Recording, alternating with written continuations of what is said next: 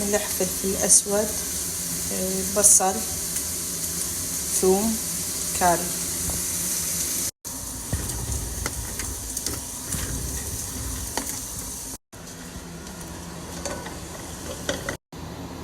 رز مطحون، ملح، كاري، فلفل أبيض، كمون. أضيفه ويا البوتيتا المهروسة.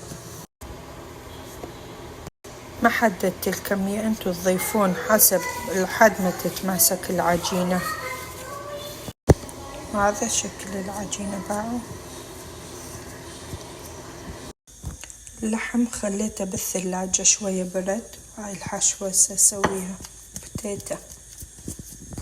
راح استخدم زيت